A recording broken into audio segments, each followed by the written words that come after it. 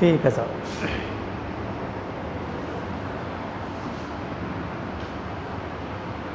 Hello students, क्रिया का शेष टॉपिक आज बताया जा रहा है। अगले वीडियो में हमने आपको सकर्मक और अकर्मक क्रिया के बारे में जानकारी दी थी। इसके बाद जानकारी आपको काल के आधार पर दी थी। शेष रह गया है प्रयोग तथा रचना के आधार पर। प्रयोग तथा रचना के आधार पर क्रिया के 5 भेद होते हैं। पहला सामान्य क्रिया, दूसरा संयुक्त क्रिया, तीसरा नाम धातु क्रिया, चौथा प्रेरणार्थक क्रिया और पांचवा है पूर्वकालिक क्रिया। ये सभी क्रिया के भेद हैं और ये भेद हैं हमारे प्रयोग के आधार पर या रचना के आधार पर। सामान्य क्रिया के बारे में सुन लेते हैं। सामान्य क्रिया में केवल एक ही क्रिया का प्रयोग किया जाता है, एक ही क्रिया का। जहाँ पर किसी वाक्य में क्रिया एक होती है वहाँ सामान्य क्रिया होती है। उदाहरण देखिए, सीता खाना पकाती है। पकाती है इसमें क्रिया शब्द है और क्रिया शब्द केवल एक है, तो एक है, इसके आधार पर हम कह सकते हैं कि ये हमारी सामान्य क्रिया है। वह जाए, यहाँ पर जाए या जाना क्रिया है, एक ही क्रिया है। अगर एक क्रिया जिस वाक्य में होती है वहाँ पर हमारी सामान्य क्रिया मानी जाती है। ये सामान्य क्रिया सकर्मक और अकर्मक दोनों हो सकती है। संयुक्त क्रिया पर आते हैं। जैसा नाम है वैसा ही काम है। संयुक्त का मतलब होता है कंपाउंड, मिला हुआ। तो जहाँ पर मिला हुआ हो इसका मतलब है इसमें एक क्रिया तो होगी नहीं, एक से अधिक होंगी। तो देख लो पहचान में, एक के साथ दूसरी क्रिया आती है, एक क्रिया तो होगी ही, उसके साथ एक क्रिया और आ जाएगी, तो वहाँ पर हमारी संयुक्त क्रिया हो जाएगी। वह उदाहरण देखो, वह पत्र लिखने लगा। इसमें देखो एक क्रिया तो है लगा, एक है लिखने। दो दो क्रिया साथ आ रही हैं। जहाँ पर एक से अधिक क्रिया आ जाएं और वाक्य हमारा हो सार्थक हो, वो हमारी संयुक्त क्रिया कहलाती है। उदाहरण नंबर 2 पे ध्यान दो। अचानक वह रोने लगा। इसमें लगा शब्द क्रिया है और रोने भी क्रिया है। डबल क्रिया हो गई, डबल हो गई तो ये संयुक्त क्रिया हो गई। संयुक्त क्रिया सकर्मक और अकर्मक हो सकती है। सकर्मक भी है और अकर्मक भी है, इसमें दोनों का प्रयोग होगा। इसी प्रकार सामान्य क्रिया भी सकर्मक अकर्मक होती है। रिपीट कर देता हूँ, सामान्य क्रिया में केवल एक क्रिया का प्रयोग होगा, जबकि संयुक्त क्रिया में एक से अधिक क्रिया का प्रयोग आपको देखने को मिलेगा। अगला आता है नाम धातु क्रिया। इस नाम धातु में स्टूडेंट्स कुछ असमंजस में पड़ जाते हैं, उस असमंजस को आप दूर कर लो। सामान्य जानकारी है कि इसमें क्रिया का प्रयोग होता ही नहीं है। नाम धातु क्रिया, क्रिया का प्रयोग बिल्कुल नहीं होगा, लेकिन संज्ञा, सर्वनाम और विशेषण जो शब्द आएंगे वे सब के सब शब्द क्रिया की भांति काम करेंगे। दोबारा देखें ढंग से, नाम धातु क्रिया के बारे में जानकारी चल रही है। इसकी एक ही विशेषता है, इस नाम धातु क्रिया में कभी भी क्रिया का प्रयोग नहीं होता है।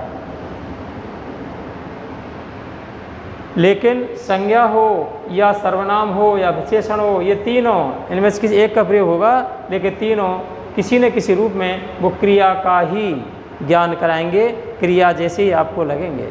जैसे देखो, लड़की शर्माने लगी।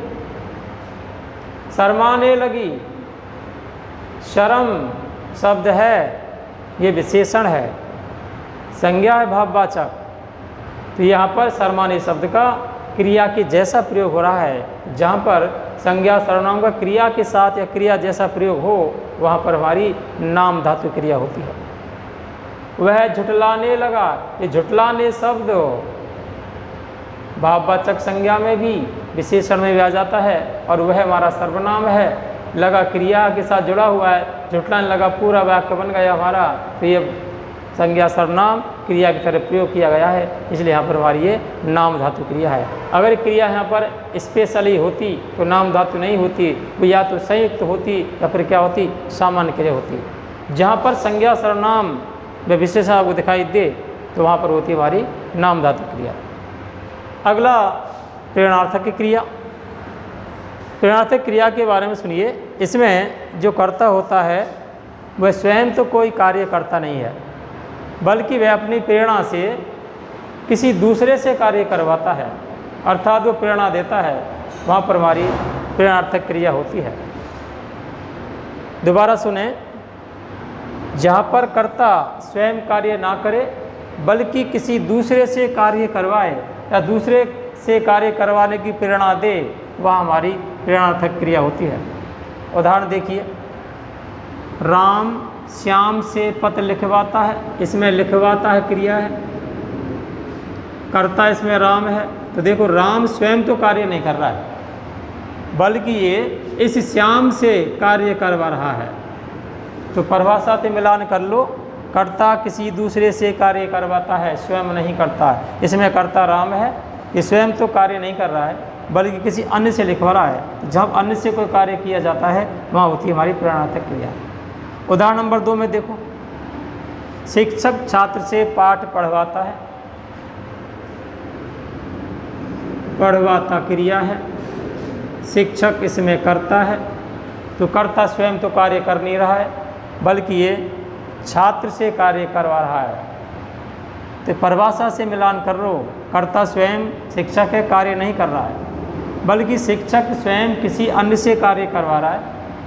जहाँ किसी अन्य से या दूसरे से कार्य करवाया जाता है वह हमारी प्रेरणार्थक क्रिया होती है, और प्रेरणार्थक क्रिया सदैव सकर्मक होती है। अब आता है पूर्वकालिक क्रिया।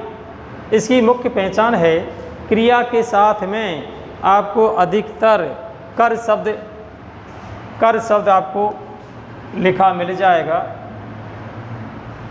नंबर 5, पूर्वकालिक क्रिया।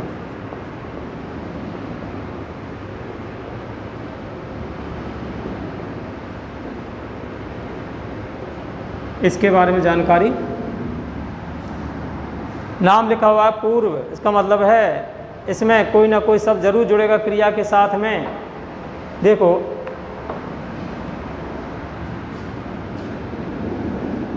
जब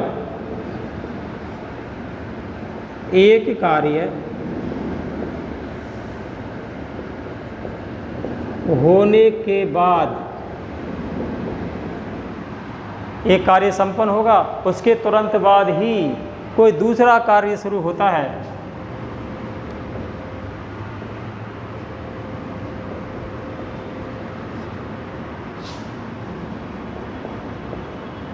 दूसरा कार्य प्रारंभ हो जाता है या शुरू हो जाता है,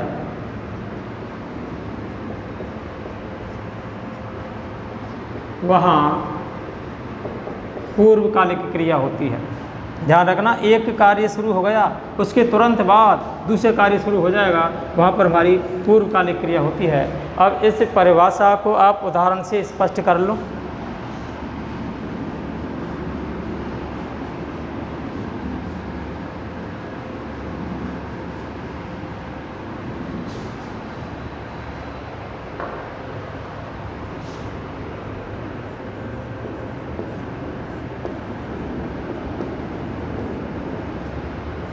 पूर्वकालिक क्रिया,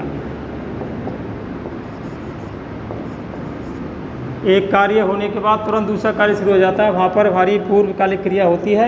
उदाहरण देखिए, जैसे में चोर उठ भागा, उठना और भागना दोनों ही क्रिया हैं, लेकिन दोनों इसको तुरंत, उठना के तुरंत बाद भागना शुरू किया है, तो दोनों काम के बीच में अंतर ज़्यादा नहीं है, तुरंत हो रहा है। एक क्रिया के तुरंत बाद दूसरी क्रिया शुरू, वहाँ होती है हमारी पूर्वकालिक क्रिया। उदाहरण नंबर 2 देखें, वह है खाकर सोता है।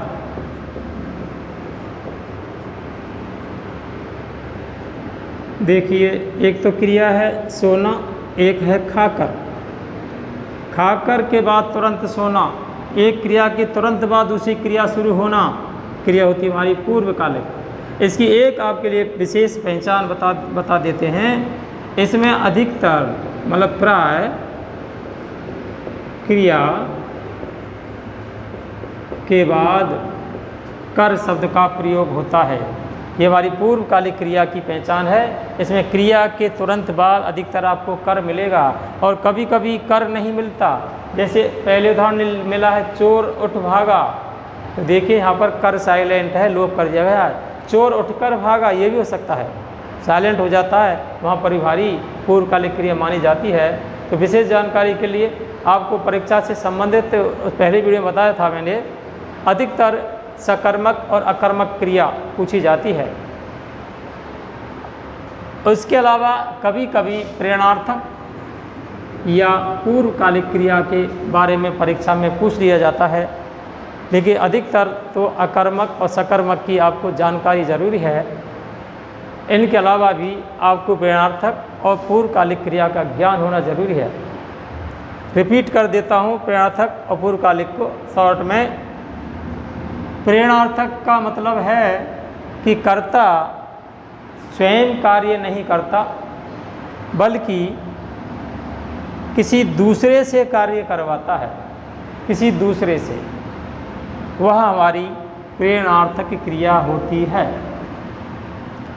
दूसरी भाषाओं में कह सकते हैं कि स्वयं करने वाला जो होता है वो स्वयं तो कार्य करता नहीं है, बल्कि किसी पर कहने से या प्रेरणा से दूसरे से कार्य करवाता है, वह हमारी प्रेरणार्थक क्रिया होती है। उदाहरण देख लो, राम श्याम से पर लिखवाता है।